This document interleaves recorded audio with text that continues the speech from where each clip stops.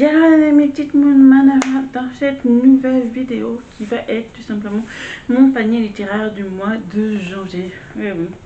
Nous sommes déjà en janvier 2026. Je vous souhaite une très belle nouvelle année et j'espère qu'elle sera meilleure que la 2025 si ça n'a pas été top ou une belle continuité tout simplement. Mais bon, là il va falloir que à l'heure à laquelle vous verrez cette vidéo, je suis en vacances, moi tout simplement, et surtout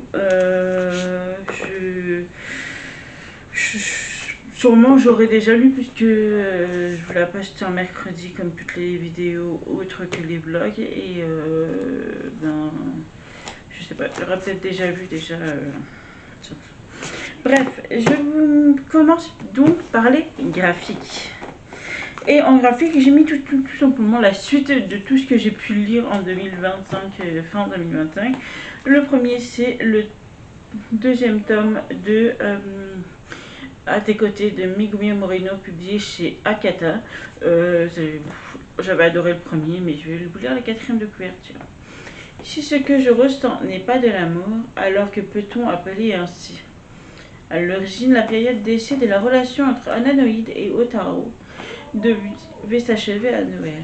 Mais cette dernière ayant encore du mal à comprendre ce qu'elle ressent exactement, le lycéen accepte de patienter aussi longtemps qu'il le faudra pour obtenir une réponse.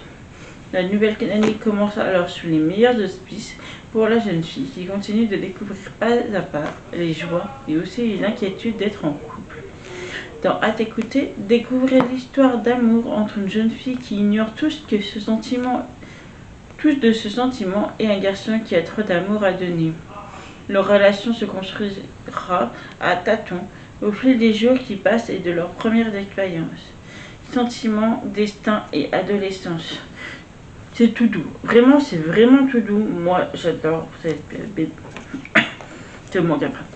La deuxième, c'est le tome 2 de Care First Love, histoire d'un premier amour de Kao Miyazaki. Parce que Kiria lui a dit qu'elle était mignonne et l'a embrassée. Karine ne sait plus où elle en est. Sa sœur ne désire plus qu'une seule chose, être auprès de... Son cœur ne désire plus qu'une chose, être auprès de lui. Mais elle est terrorisée par la haine féroce de Yuka, sa camarade de classe, qui est elle aussi intéressée par le même garçon. Sur l'invitation d'Ayase, Karine accepte d'aller draguer dans une boîte de nuit. N'ayant pas l'habitude des talons hauts, elle se tord la cheville et est sauvée in extremis par Kiria. Bref, voilà, une romance de plus.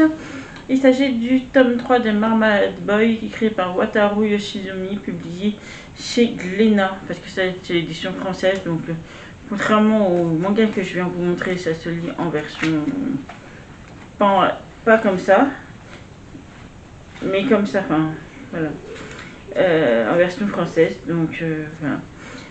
Là, on va juste, pour vous résumer le tout, c'est l'histoire de deux familles dont les parents vont divorcer mais vont se remarier avec le conjoint de l'autre. Et chaque famille a un enfant qui vont se retrouver à vivre sous le même toit du jour au lendemain sans vraiment qu'on leur pose réellement la question, quoi. En vrai, ils n'ont pas vraiment le choix, mais une petite romance va naître et beaucoup de secrets. Ensuite, là c'est beaucoup moins glorieux, il s'agit du tome 2 jusqu'à ce que nos ours pourrissent de Yayoi Utsumi, publié chez Pika. Alors là c'est différent, on va trouver. J'ai dû vous le dire je sais pas combien de fois, mais vous avez... Ah bah parce que ça va être puissant. 5 ans se sont écoulés depuis que les 100 amis d'enfance ont tué le père de Shin. Peu de temps après leur réunion annuelle, le squelette est volé par un mystérieux maître chanteur qui menace de révéler leur secret s'ils n'exécutent pas ses ordres. Après avoir démembré un cadavre et caché les morceaux, quelle sera la prochaine tâche qu'ils devront effectuer? Le pire reste encore à venir. Voilà, c'est ce que je vous ai dit. Hein. C'est pas glorieux, hein. Bien au contraire. Ensuite, le Cinquième de Le jour où la nuit s'est levée de Becca et Marco et colorié par Maëla. Donc c'est la cinquième BD. L'hiver en fin de journée. Une tempête de froid de neige s'abat sur Paris, bloquant plusieurs personnes dans la librairie de Clémentine, dont Guillaume et Naori, maintenant installés dans la capitale, ainsi que Chantal l'écrivaine. Cette bulle de temps imprévu sera l'occasion pour chacun de faire remonter ses souvenirs d'enfance, de réfléchir au poids de l'héritage familial, de l'éducation qu'elle a reçue, à l'influence de ses parents et de sa famille sur sa vie et ses choix, jusqu'à ce que la tempête se calme et que la nuit se lève sur un nouveau jour, et peut-être une nouvelle façon de voir et de mener sa vie. Donc voilà, c'est publié chez Bambou. La dernière est sortie en août, je ne l'ai pas encore. Je l'ai pas encore acheté. Et c'est. Je sais plus. Je vous la mets là. Comme ça, vous avez la couverture. Mais je sais plus le nom de la dernière qui vient de sortir. Donc voilà. Mais je crois que c'est sur Chantal, par contre. Je me trompe. Ensuite, passons au roman. Bah alors. Le roman en premier, et j'ai donc mis le roman du mois de janvier qui est La plus belle magie de Noël de Molly Regan. Voilà, je l'ai pas. Je sais, à l'heure à laquelle je tourne la vidéo, je sais que je ne vais pas avoir le temps de le lire au mois de décembre. Donc voilà, je me suis mis. On va suivre un jeune homme qui va tout d'un coup apprendre que ses grands-parents ne sont pas morts finalement. Et il va en vouloir à la terre entière en fait, ses parents et tout ça. Lorsqu'elle approche de Noël, Lucas apprend que ses grands-parents sont vivants. Ah oui, c'est pas ses parents, c'est les grands-parents. Il tombe des nues. Pire encore, il se sent trahi. Il a toujours fait de son mieux pour rendre son père fier, quitte à mettre de côté ses émotions et ses ambitions personnelles. Alors pourquoi lui aurait-il menti toute sa vie? En l'espace d'un claquement de doigts, son monde vacille. Son unique piste pour découvrir la vérité sur sa famille est cet échange qu'il a eu avec un homme étrange costumé. Selon cet inconnu, ses aïeux l'attendent. Ils ont besoin de lui. Et la seule personne à pouvoir l'aider est une certaine Aimée, dont il n'a jamais entendu parler. N'ayant plus rien à perdre, Lucas décide de tout quitter pour les retrouver. Mais sa rencontre avec Aimée pourrait ébranler toutes ses certitudes. Au-delà de son caractère bien trempé, de son regard pétillant ou de son corps parfait qui l'attire comme un aimant, Lucas sent qu'ils sont liés, et que ce lien pourrait même dépasser les limites du réel. C'est publié chez HarperCollins en version poche et c'est au prix de 6,90. Donc, ensuite, je me suis mis un petit livre féministe. Il s'agit de Gwenaëlle Bulto, Le Grand Soir. Et on va suivre une jeune femme qui fait partie de la haute société, mais qui est en 1905 et qui descend dans les rues auprès des femmes qui n'en font pas partie pour militer sur les droits de la femme, tout simplement, et tout le droit de vote, machin. Sauf que lors d'une manifestation, elle va disparaître et les policiers les autorités vont appeler ça pas du tout une disparition inquiétante, mais vu qu'une grosse fugue, ciao bye bye. Mais sa cousine, elle n'entend pas du tout de ce côté-là et décide de partir à sa recherche et de comprendre pourquoi sa cousine a disparu et où et quand, et voilà. Ensuite, le tome 2 de Heartland, une nouvelle chance, le prix du risque de Lauren Brooks, publié chez PKJ. Alors, c'est pas le tome 2, c'est le volume 2, il y a le tome 3 et 4 dedans. Vous savez à quel point je suis fan de la série télé. Voilà. Sauf que je crois que dans le livre, c'est Laura et Amy dans la série. Donc, voilà. Pegasus est tout ce qu'il reste à Laura de son enfance.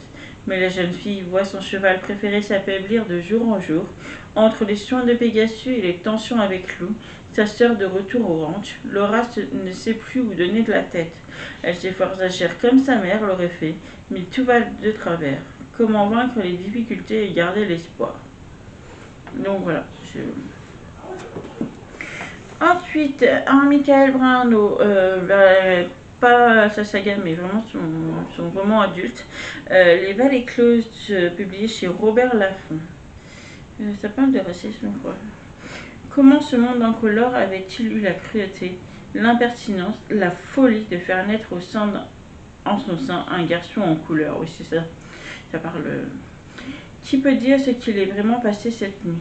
Où Paul-Marie, employé de mairie bien sous tous les rapports, a recueilli chez lui Enzo, jeune adulte atteint de déficience intellectuelle. Dans ce village reculé de Provence, les préjugés sont rois. Enfin, de province où les préjugés sont rois et où l'on condamne toute forme de différence, la vérité importe peu. Et Paul-Marie est contraint de se cacher dans le grenier de Claude, sa mère, pour échapper à la vindicte populaire. Michael Brahano est le fondateur de la librairie parisienne Le Renard Doré. Le premier, désormais, si vous le suivez, vous savez qu'il a vendu sa librairie, mais aux mains de James et Nora, je suis sûre que ça passera crème aussi. Cette librairie, je crois que j'y ai rodé je ne sais pas combien de fois quand j'habitais Paris. C'est une librairie passionnée par tout ce qui est manga, japonais, tout ça, mais pas que. Je sais qu'il y a certaines œuvres qui ne le sont pas. Mais voilà, c'est tout ce qui tourne autour du Japon. Vous pouvez aussi retrouver le Renard Café parce qu'il l'a ouvert bien après. Ça fait peu de temps qu'il l'a ouvert au final.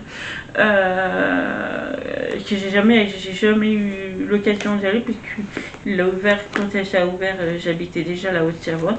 Mais voilà, j'adore cette boutique et même si Michael n'y est plus, je suis sûre que vous avez le même accueil encore aujourd'hui. Le Renard Doré, son premier roman jeunesse Mémoire de la forêt est paru à l'école des loisirs. Les Alécos est son premier roman de littérature générale, c'est au prix de 20 €. Et j'adore la couve, je sais pas si vous voyez, mais là, je surkiffe la couve comme ça. Et ensuite le dernier roman, il s'agit de La famille d'Antonelli. Je me suis dit en sonatine un peu, espionnage, enfin mafia, je crois que ça parle de tout. Ce qui ne nous tue pas ne vous rend pas forcément plus fort.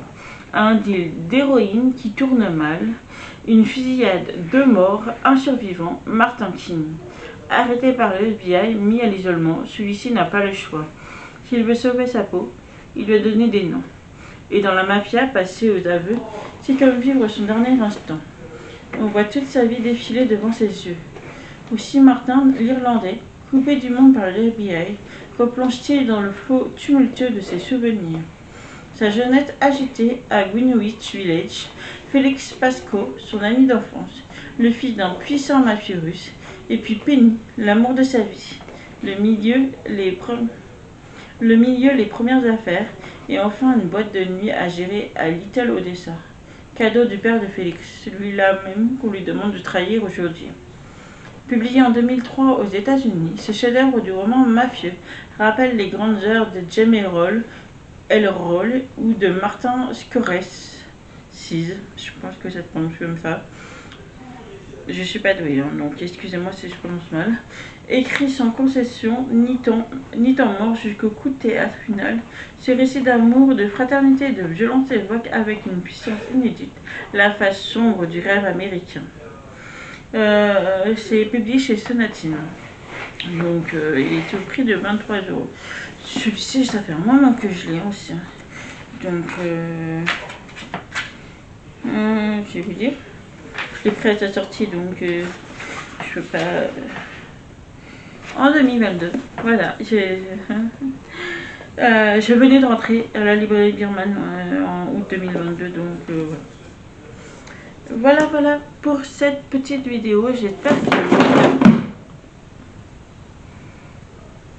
si ce petit panier littéraire vous a plu, n'hésitez pas à mettre un petit pouce en l'air et à vous abonner à la chaîne, ça fait toujours plaisir.